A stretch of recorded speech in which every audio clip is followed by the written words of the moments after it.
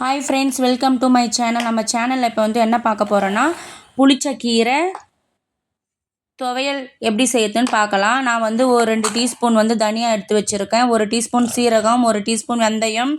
இது எல்லாத்தையும் வந்து நம்ம ட்ரை ரோஸ்ட் பண்ணி எடுத்துக்கலாம். நல்லா ட்ரை ரோஸ்ட் ஆனதுக்கப்புறம் 10 பல்லு பூண்டு, 5 காஞ்ச மிளகா,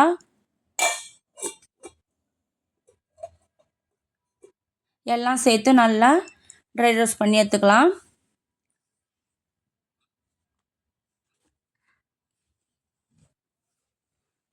ட்ரை ரோஸ்ட் ஆனதுக்கப்புறம் நம்ம வந்து ஒரு பிளேட்டில் எக்ஸ்சேஞ்ச் பண்ணி வச்சுக்கலாம்.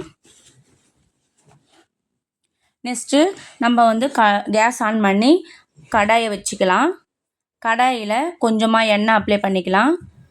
அதில் வந்து கொஞ்சம் எலுமிச்சை சைஸ் அளவு புளி எடுத்து ஆட் பண்ணிக்கலாம். ஆட் பண்ணி நல்லா அது கொஞ்சம் லைட்டாக ஃப்ரை ஆனதுக்கப்புறம் கீரை அலசி வச்சுருக்கோம் ஒரு 5 தடவை. அதில் மண்ணுலாம் இருக்கும் நல்லா, அதனால் கீரையை நல்லா அலசின கீரையை எடுத்து நம்ம ஆட் பண்ணிக்கலாம். நல்லா அது வந்து தொக்கு கிரேவி அளவுக்கு நல்லா வரணும், வதங்கி வரணும். அதுக்கு தேவையான உப்பும் ஆட் பண்ணிக்கலாம். நம்ம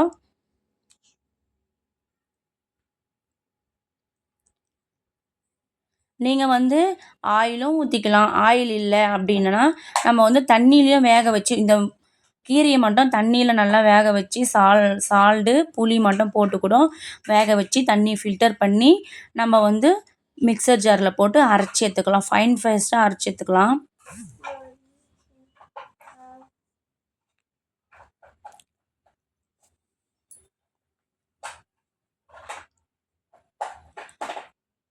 நல்லா தொக்கு மாதிரி அப்படியே தனித்தனியாக வானலில் ஒட்டாத அளவுக்கு தனித்தனியாக போகணும்.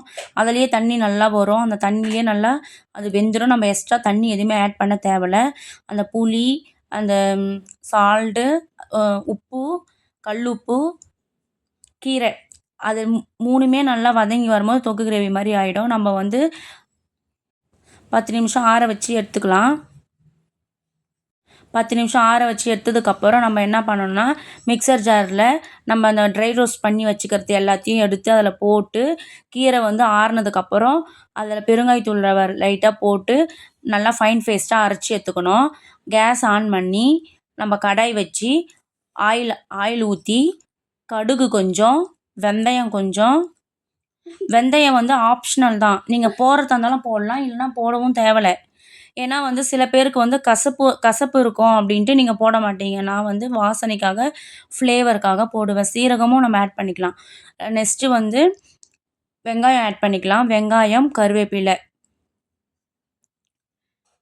பூண்டு, காய்ந்த மிளகாய், இதெல்லாம் போட்டு பூண்டு வந்து நான் தோலோடு தான் போட்டிருக்கேன். அதுவும் வாசனைக்காக தான் நான் தோலோடு போட்டிருக்கேன். ஃபஸ்ட்டில் அரைக்கும் போதும் நான் தோலோடு தான் ஆட் பண்ணியிருக்கேன். உரிச்சு ஆட் பண்ணிக்கலாம், தோலோடவும் ஆட் பண்ணிக்கலாம். எது போட்டாலும் நல்லா டேஸ்ட்டு கொடுக்கும். நல்லா ட்ரை ரோஸ்ட் வந்ததுக்கப்புறம் பெருங்காயத்தூள், அரைக்கும் போதும் பெருங்காயத்தூள் போட்டிருக்கேன், தாளிக்கும் போதும் பெருங்காயத்தூள் போடலாம்.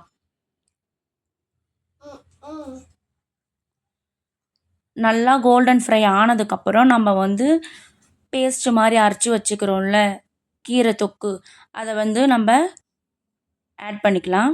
நல்லா இந்த மாதிரி வானலில் ஒட்டாத அளவுக்கு நம்ம நல்லா வதக்கி எடுத்துக்கணும். ஆயிலே நல்லா வதங்கணும். எனக்கு இது வந்து ஒரு 2 வீக்ஸ் வரைக்கும் வரும். நல்லா வதக்கிக்கணும். நல்லா அந்த எண்ணெய் வந்து சைட்லலாம் எண்ணெய் வந்து பிரியும். நம்ம அதுக்கு தேவையான சால்ட் கொஞ்சம் போட்டுக்கலாம். நான் வந்து உப்பு ஆட் பண்ணேன். அது வந்து டேஸ்ட்டு கொஞ்சம் கம்மியாக தான் இருந்துச்சு. இந்த மாதிரி வானலில் ஒட்டாத அளவுக்கு நம்ம நல்லா வதக்கி எடுத்துக்கலாம். நீங்கள் 1 டைம் ட்ரை பண்ணி பாருங்கள் ஃப்ரெண்ட்ஸ், நல்லாயிருக்கும். பிடிச்சிருந்தா லைக் பண்ணுங்கள், ஷேர் பண்ணுங்கள், மறக்காமல் கமெண்ட் பாக்ஸில் கமெண்ட் பண்ணுங்கள். என்னோடய ஸ்டைலில் நான் புளிச்ச கீரை துவையல் செஞ்சுருக்கேன்.